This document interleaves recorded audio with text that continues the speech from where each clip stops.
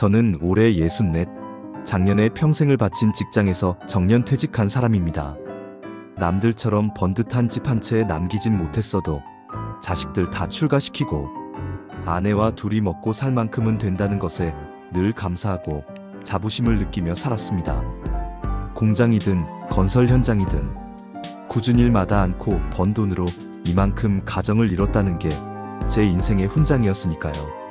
그런데 막상 퇴직을 하고 집에만 있으니 온몸에 힘이 쭉 빠지는 것 같더군요. 매일 새벽같이 일어나던 몸이 할 일이 없어지니 녹수는 기계가 된 것 같고 아내가 차려주는 밥을 얻어먹는 것도 어쩐지 눈치가 보였습니다. 그러다 보니 뭐라도 해야 한다는 조급함이 들었던 것 같습니다. 아내에게 아직 내가 죽지 않았다는 걸, 이 사람 고생 안 시킬 수 있다는 걸 보여주고 싶었습니다. 그날도 소파에 앉아 무기력하게 TV 채널만 돌리고 있는데 전화 한 통이 걸려왔습니다. 자신을 유명 투자회사의 팀장이라고 소개하더군요. 퇴직자들을 위한 특별한 고수익 상품이 있는데 원금은 물론 매달 10%의 수익을 보장해준다는 겁니다. 아주 논리적이고 전문적인 용어를 써가면서요.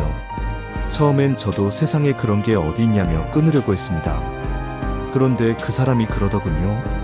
아버님 평생 고생만 하셨는데 이제는 좀 편히 사셔야죠. 그 말이 이상하게 가슴에 박혔습니다. 며칠을 망설였습니다. 아내에게 의논할까도 싶었지만 멋지게 성공해서 짜잔하고 보여주고 싶었습니다. 제 비상금과 아내 몰래 담보로 잡힌 아파트 중도금까지 있는 돈 없는 돈을 다 끌어모았습니다.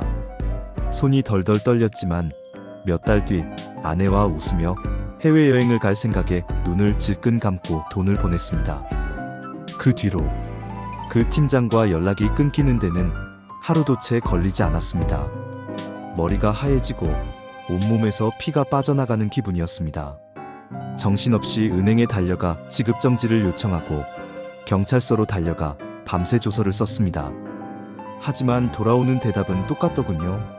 잡기 힘듭니다. 돈은 이미 다 빠져나갔을 겁니다. 그 말을 듣는 순간 마지막 희망의 끈이 툭 하고 끊어지는 것 같았습니다. 어리석었죠. 제가 바보 천치였습니다. 벌써 석 달째입니다. 저는 아내에게 아무 말도 못했습니다. 돈을 잃었다는 사실보다 평생 저 하나 믿고 살아온 아내의 얼굴을 볼 면목이 없다는 게 저를 더 미치게 만듭니다. 아내가 웃을 때마다 심장이 내려앉고 장 보러 갈 때마다 돈이 어디서 났을까 가슴이 철렁합니다. 이젠 제가 어떻게 해야 할까요? 제가 어떻게 이 얼굴을 들고 아내 앞에 설 수 있을까요?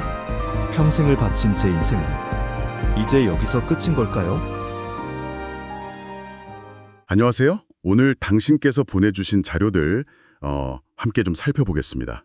64 정년퇴직 후에 투자 사기로 전 재산을 잃고 정말 힘겨워하시는 한 남성분의 사연하고요.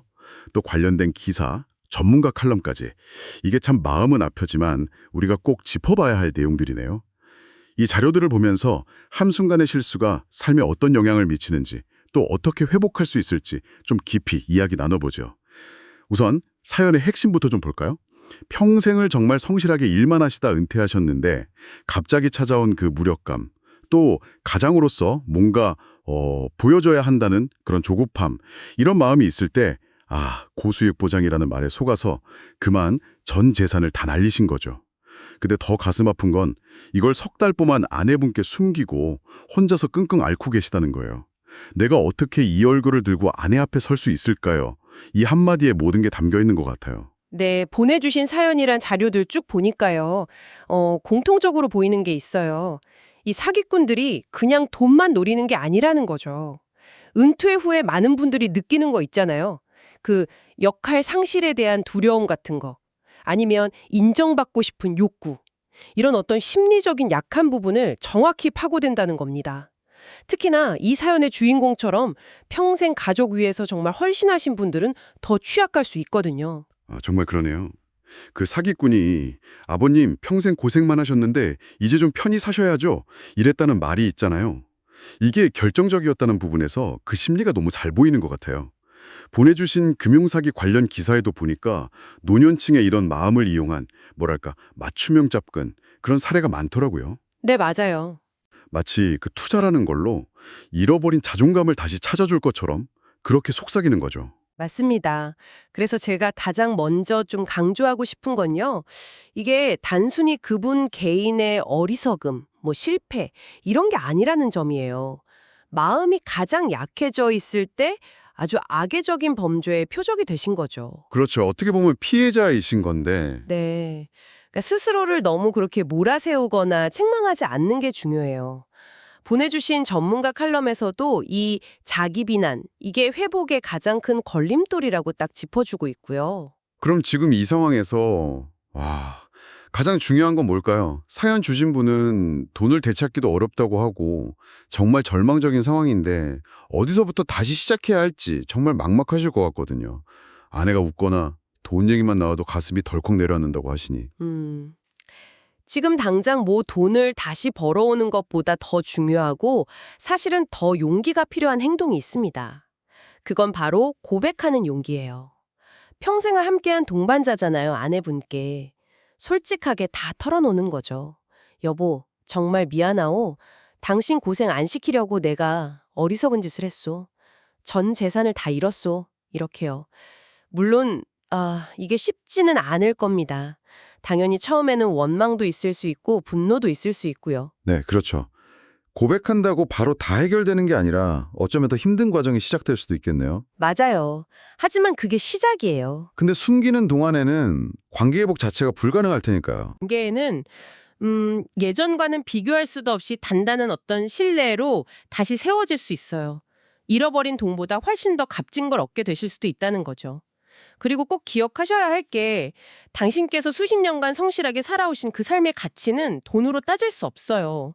사라진 게 아닙니다. 곁에 있는 가족, 그게 진짜 재산이죠.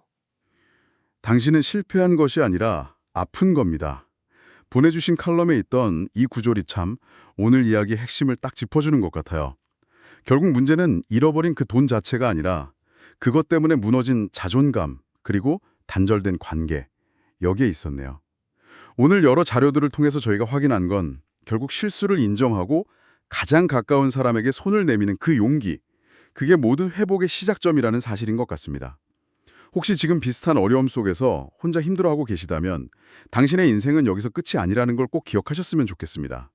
마지막으로 이런 질문 한번 던져봅니다. 용기를 내서 고백하고 관계 회복의 과정을 시작했을 때 말이죠. 상대방과의 신뢰를 다시 쌓아가는 것과 동시에 나 자신에 대한 믿음, 이걸 다시 세우려면 또 무엇이 필요할까요?